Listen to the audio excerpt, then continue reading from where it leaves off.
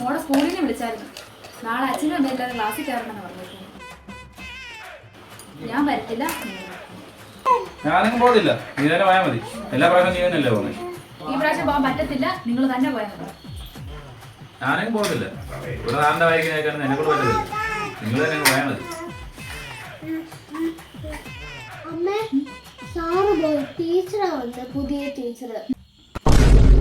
Cinema നടിയെ പോലെ ഇരിക്കുന്ന ടീച്ചറാ വന്നത്.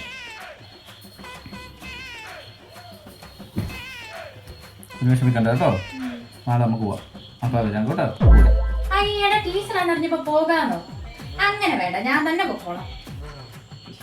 ഞാൻ പോണേ അയ്യോ അത് വേണ്ട. നിങ്ങൾ രണ്ടുപേരും വരണ്ട. അപ്പൂപ്പ മരിച്ചെന്ന് ടീച്ചറിനോട് കള്ളം പറയണ്ടായിരുന്നു. അപ്പൂപ്പനെ കൂട്ടിക്കൊണ്ട് പോയാൽ മതിയായിരുന്നു.